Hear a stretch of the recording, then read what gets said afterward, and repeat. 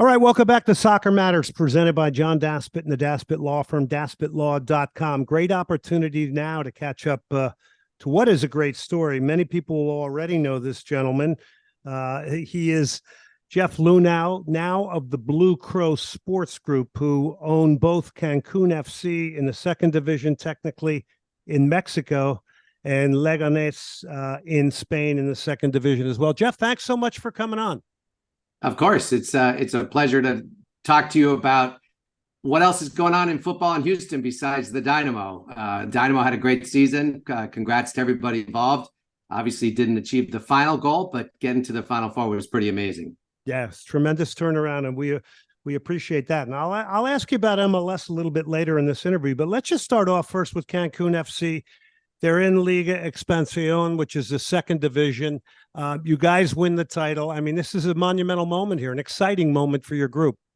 It really is. Cancun has only seen one football title, and it was for the team that came from Mexico City called Atlante. They spent a few years in Cancun. They won a championship there, but then they went back to Mexico City. So this is a big milestone for a lot of reasons. Cancun has never had a homegrown team win a championship in any sport. And this is, obviously the king of sports in Mexico is football.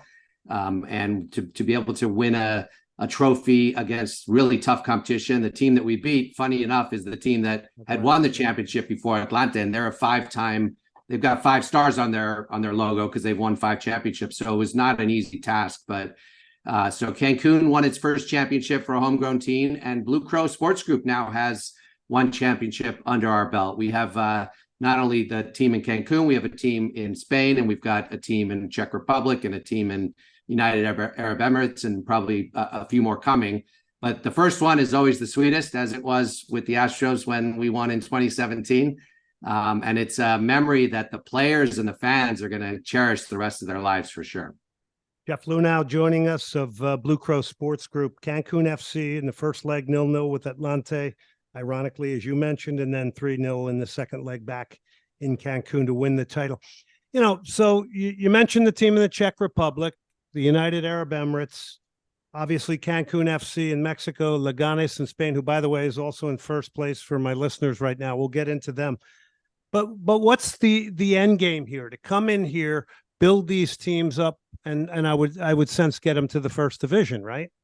Yes, we're very competitive. We like winning. Obviously, the goal of any division lower than the first division is to get your team promoted and move up. And that's our goal for MFK Vyškov in the Czech Republic. That's our goal for Leganés in La Liga. And that's our goal for Cancun FC in Liga de Expansión. Now, in order to do that, you have to win, and the rules have to allow for you to go up. In Leganés, it's pretty straightforward. If we end up first or second this year, we will be in La Liga next year. And right now, our chances are decent because we're in first place, even though there's a long way to go. Same thing, MFK Vyškov is in first place at the break. If we continue to win, we will get promoted automatically. Mexico's a little more complicated because they froze relegation and promotion about 5 years ago, right before COVID. And technically it's open again. However, there's not enough certified teams for a team to go up this year. So even though we just won the title, and even if we win the title in the Clausura tournament, which starts in January, we will at this point, the rules will not allow us to be promoted. But the good news is that for the next cycle starting this summer, we anticipate there's going to be at least 4 teams, probably more like 6 or 7 that are going to be certified. And at that point, if you do win, you will get a chance to go up. So that's our goal. Part of why it's important that we won this year is because we have to make some significant investments in infrastructure in order to be certified. And, last few years, we've had a below average team in terms of table placement, and we wanted to demonstrate that we could actually win the league, and we've done that. So now we've got a little bit more confidence in making the investments that we need to make to get the team to the first division. Jeff, how much is data play into, everybody knows you as somebody who is remarkable with data. Does data apply to soccer to you the same way it did to baseball? It's different. And I think it's, you don't have a batter pitcher matchup to study where it's 1 against 1. As you know, it's 11 v 11, and every one of those 11 matters relative to the other 11. So it's a much more complicated dynamic happening on the pitch. That being said, I think in the last 10 years, we've seen a lot of advances in terms of developing analytics and using analytics for clubs. And for us, though, we are investing in all of that. We've got a technology data analytics group based in London that has people here in Houston and in Dubai and in Madrid. For us, the important thing is using technology to develop players, helping players identify their strengths and weaknesses, helping the coaching staff work with those players to address the weaknesses and to enhance those strengths. And, the biggest difference for me between the world of football and the world of baseball is that you can get to the big leagues at the age of 24, 25 and still have a Hall of Fame career. In the world of football, if you're not with the first team by the time you're 19, you're sort of, that train is, I'm not going to say you can't be a good player. There's a lot of good players that come up after that, but really the elite players all, basically start playing at the top levels at the age of 18, 19, which means if you have a 16-year-old prospect in your system, you have to develop that athlete in 24 months or 36 months. Otherwise, they're going to lose that opportunity to be one of the truly elite players. And so how we use technology and coaching and all the things to develop the young players, that's really going to be, I think, Blue Crow's calling card and where we think we're going to differentiate ourselves. So the data is important in it, but you also have to have the staff that can implement, that are good teachers, that can hone down on, maybe it's a guy's a good dribbler, but he's not a penetrator. So how to get behind, somebody who's marking him one-on-one. So you have to have the staff. How did you find your staff in Mexico? So we currently have a Mexican coach who's elite. I think he's the youngest coach in the entire Mexican football pyramid, and we think he's got tremendous potential. This is the third coach we've had since we acquired the team, and I think there's a certain profile. We've been adjusting what we're looking for, and we've also been evaluating a lot of different candidates. And I think we finally landed on the right spot, which is clearly experience. Playing and coaching the game is important, but also an open-mindedness to the fact that there may be some other information out there and players that come from outside the country that could help. And I think we landed on exactly the right profile with Luis Arce in Mexico. But he gets a lot of support. His staff is really good, and we support him from Houston. We support him from our office in London, and we help him define and refine his playing model, because everything starts with the playing model. And, clubs have playing models that they find a coach to accommodate. And then there's other clubs that bring in a coach, and whatever playing model he has, they're going to have to live with. We're sort of a hybrid. We have some philosophies of our organization, but we understand that Mexico is a very unique market. Cancun's a unique market. The coach is going to have his own point of view. So we kind of have a mixed model. But once we define the model, then we organize the entire recruitment and development structure to fine tune the players so that they fit that model. And that's kind of been where we use a lot of the technology and data and analytics to help define exactly what our center back needs to do, exactly what our left winger needs to do, and then to go out and recruit for those and also to develop those in our own system. So it's a blend of both. It's a blend Yes, of having your structure in place and then finding players that will adapt to it right away, and then teaching others to then be a part of the game model. Okay, so I was very interested. You found a guy named Asami Traore, who's a very young guy from Burkina Faso. Tell me the story about him. How you found him. So we have a partnership with a group that has been recruiting and finding good young players in Africa for over a decade, and that partnership has led to us bringing players to Cancun. We've had 5 or 6 players from Africa come to Cancun, and I got to tell you, the first couple players that arrived, the response from the folks locally was, African players in Mexico, the transition is too hard. There's not a really good track record. They don't play tactically the same way that Mexicans do. It's going to be really difficult. Yes, they have athleticism, but they're never going to learn the game to be able to compete in the Mexican pyramid. And that, I think we've proven that narrative to be false. Traore came to us a year ago. He was a sub last year. He became a starter last tournament. And then this tournament, he's basically started every single match. And, we basically brought him back from winger to left back. He's got offensive capabilities, but we figured that a player like him left backs are so hard to find in the MLS and Liga MX and in Europe. We figured a player like him, if we can take that athleticism and teach him the parts of that position that are important, he could become very valuable. And, he didn't have a goal scored for us all season, and he scored the two most important goals of our entire year to win the championship. And he was so happy. I was with him after the match, and he couldn't be more happy. And I think he's created value for himself. He's created value for our team. At one point, towards the end of the match, we had 3 of our African players on the pitch at the same time. So I think we've disrupted a little bit the model that, the only foreigners that can succeed in Mexico are from South America. I think we've proven that foreigners coming from completely different places. I mean, they've all 3 learned English.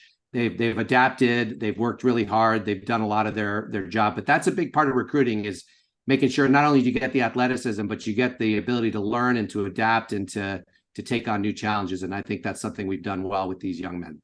He's Jeff Luhnow, Blue Crow Sports Group here. Amazing story with Cancun FC winning the title. Leganés in the Spanish second division currently is number 1, looking for a straightforward jump into La Liga. That would be something spectacular. Just to kind of get back to your coach, Luis Arce, he's 32 years of age. When you win like this, as you know better than anybody, everybody comes for your assets. Yeah. All right. They covet your assets. Are you getting people inquiring about your coach, your players? We know it's going to happen, but Luis, the way we structure his contracts is if he has success, he's going to, we're going to commit longer to him and he's going to commit longer to us. Obviously, there's, if he gets an opportunity to go coach in the first division somewhere, we're not going to prevent him from doing that because we want to be known. I mean, one of the things, I visited Red Bull Salzburg a few years back, and it was great to see that they have this attitude that coaches also want to go there because they know they're going to go straight from there to the Bundesliga or to the Premier League, et cetera. And they've had a track record of that. I'd love to be known as an organization that develops coaches as well as players. That being said, I really like Luis Arce to stick around and help us get promoted to Liga MX. So he's terrific. He was in Bolivia when we found him, but we knew him. He worked in the youth system for Puebla, which Jonathan Himmelfarb, our sporting director, also worked there. His cousin was a head coach in the Mexican League. And he is just such a smart, hardworking guy that communicates well with everybody. And he wants to be a winner. And that's, he's already got 1 under his belt, and hopefully there'll be more to come. All right. So I move this forward here. Baseball. Do you miss it?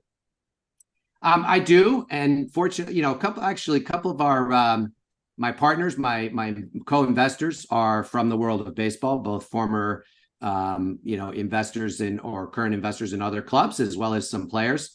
I watch, I've watched the Astros every year since I left. I still live in town. I'm still right here next to it. And I do miss it. But the reality is, to me, the world of football is where I'm meant to be right now. It's so fascinating. And the fact that I got to lift a trophy in baseball and just a few days ago, lift a trophy in football, to me, that means everything because I'm a novice. I'm an outsider in sports, always have been. But I think there's things that I bring to the table that maybe don't exist as much in some of these sports.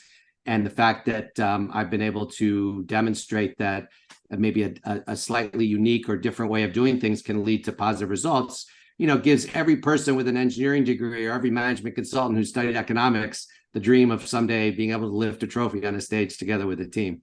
Yeah, it's remarkable stuff. And we're talking to Jeff Luhnow, Blue Crow Sports Group. Is that, I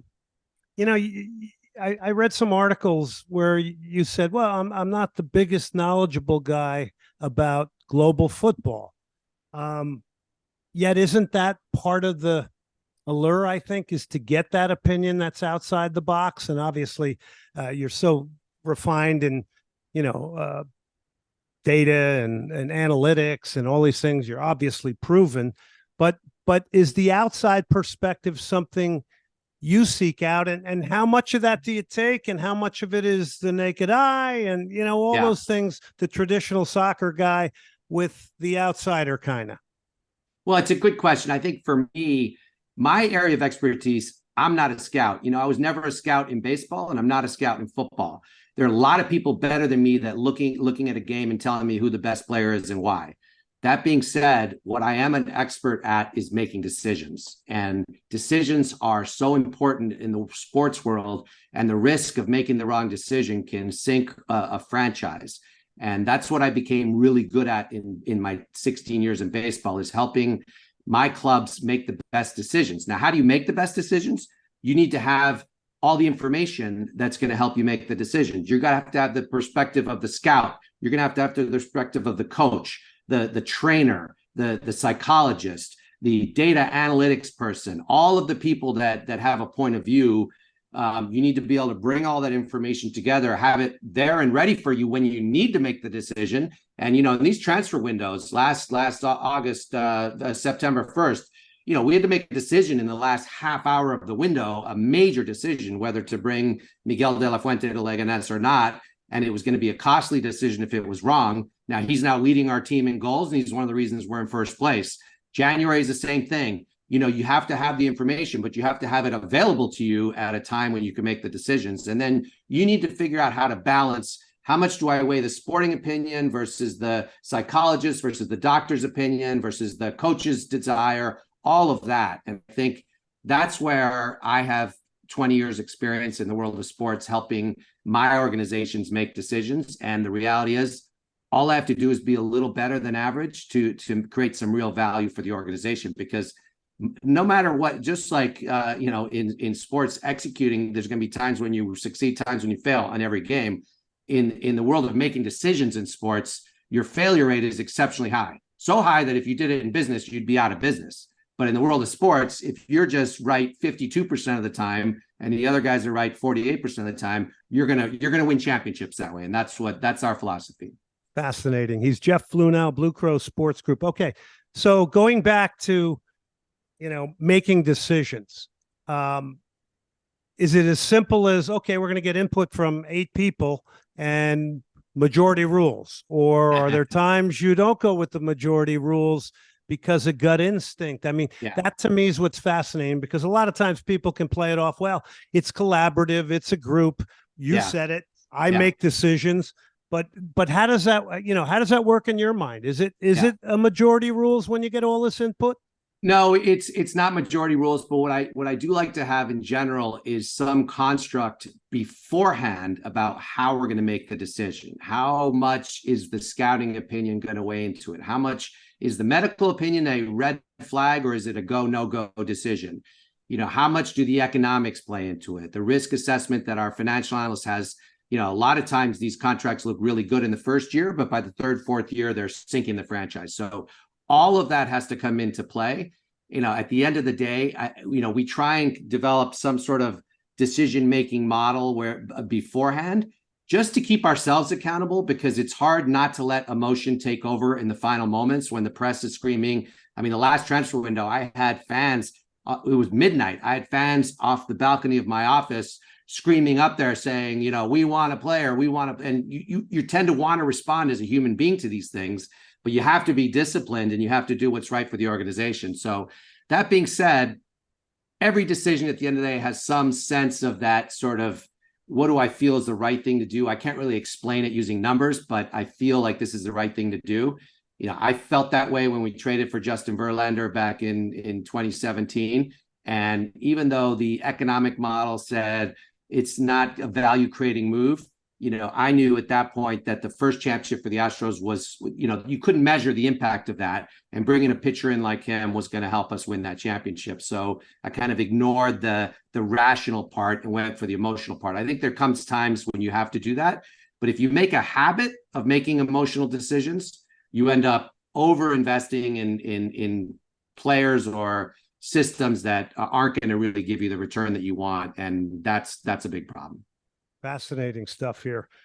Jeff, as far as picking a manager, I mean, it's not like picking a player, right? I mean, you can't go see if he's explosive over 2 yards, or, if he penetrates down the right side, or, if his data shows him getting into the final third. So does data play any singular part in picking a baseball manager or a soccer manager?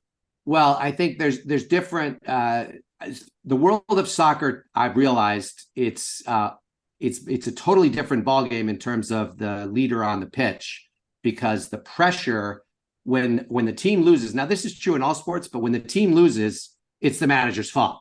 And when the team wins, maybe the manager gets credit, probably, but you're going to lose, and the pressure is going to be there to make a change. And there's really, from the fans and the media perspective, it's the only lever you have to change a team's fortunes is to swap out the manager.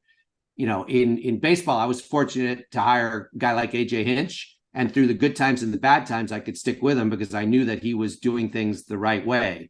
In football, it's much, much harder. I had to let go both my managers of Cancun and Leganés last year, not because I didn't, think they were doing a good job, but really there was no other choice at that point based on the results of the team. That being said, we look at decisions they've made in the past. We look at, how their game model is, all of that.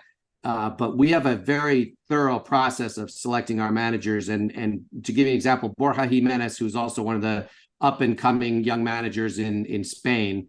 I spoke to 5 players that were on his teams in the last few years. I spoke to both of the presidents that he worked for. I spoke to, agents that knew him. I spoke to just about everybody I could to really develop a complete profile of who this person is. And he interviewed not just with me and our sporting director, but with 5 other people in our organization. And he went up against 4 other candidates. And he was not the first choice for all of the interviewers. I will say he was my first choice from the beginning. And at the end of the day, he became the consensus first choice. And it's been a no-brainer so far. And I think with both him and Luis, we're lucky. We have young coaches who are going to have huge careers in front of them, but they're helping our teams be successful right now, which is the most important thing. Interesting. Data. Are you worried that we're getting overdated in the world of sports? Could there be a worry with that, you think? Because it seems to me everybody's got to validate their position in an organization. And I mean, I can only imagine how much data flows to people. Yeah, there's a lot of data. And the thing about data, it's kind of like a politician with facts. You can find facts to support whatever position you want, whether you're, for or against global warming. You can find plenty of facts to support your point of view. And to a certain extent in sports, you have the same thing. You can always sort of massage the information to help you support a decision that you've made. Apologize, there's an ambulance going by behind here. But, for me, it's having done it now for 20 years, there is a role for data. It's important, but you also have to truly understand the limitations of the data, because the data, it doesn't know the personality. It doesn't know the drive of the human being. It doesn't know the dynamics of how people react when there's adversity and all of that. And there's different ways to get at that stuff, but the best way is to actually get to know the player or the coach. And that's, observing them firsthand and getting to know them firsthand.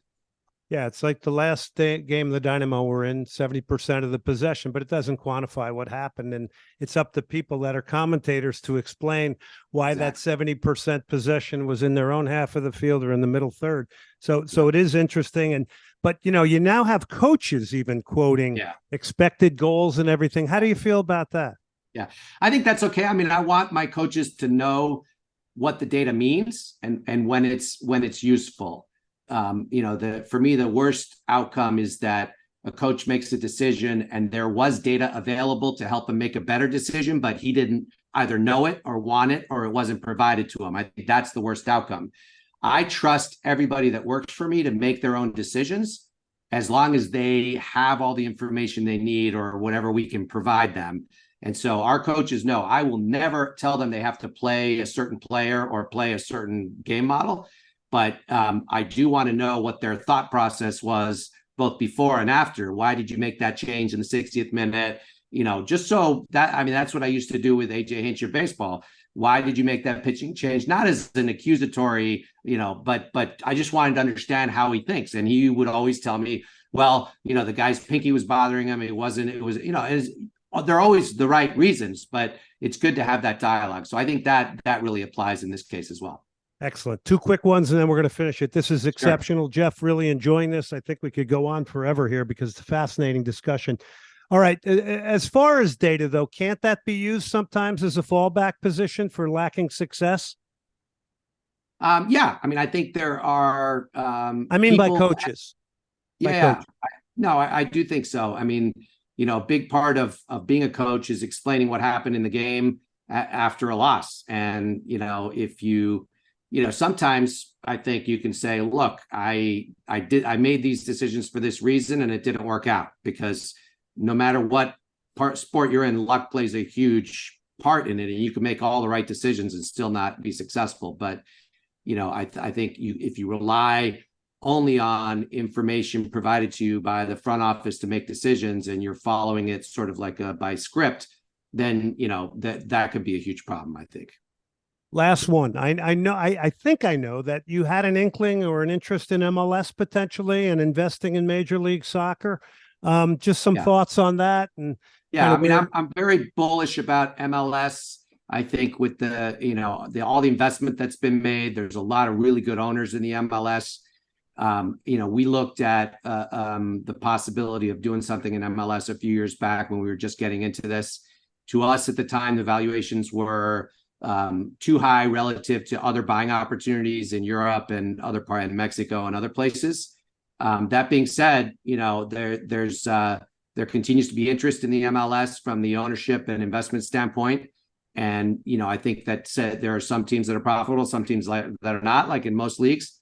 With the World Cup coming here, it's a golden opportunity to take soccer, and establish it as one of the primary American sports. Having said that, I was living in the US in 94 when we had the same opportunity back then, and it didn't really happen the way we thought it was. So I think MLS needs to be able to support itself irrespective of what's going on elsewhere. It's the only league in the world with a closed system. I think it's much harder for a closed system to be successful long-term, because, come the end of the season, the teams in last place aren't playing for anything.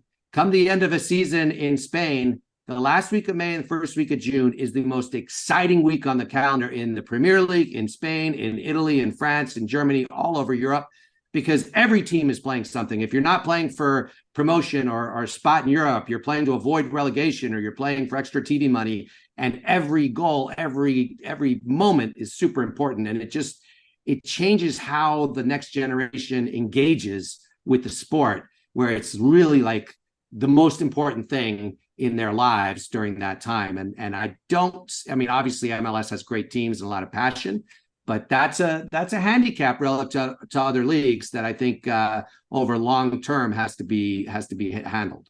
Yeah, I think people recognize the lack of consequence. So you coming from baseball and playoffs, I'm getting the sense here you're a promotion and relegation guy now.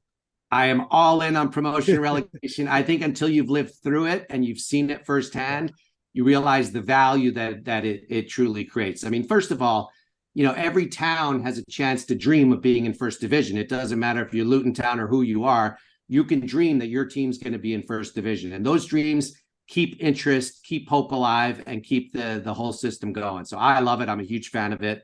And I wish it would happen in the States. I know it's not really practical given the amount of money people spend for those franchises, but in Mexico, it absolutely needs to happen. I think Mexico, if they copy the closed system, is going to have some real challenges.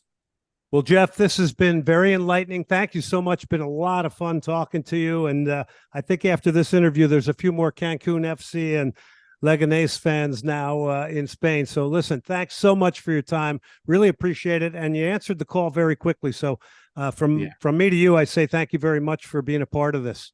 Okay. Thanks for having me on, Glenn. All right. It's the one and only Jeff Luhnow, Blue Crow Sports Group. We'll take a break. More to come here on Soccer Matters.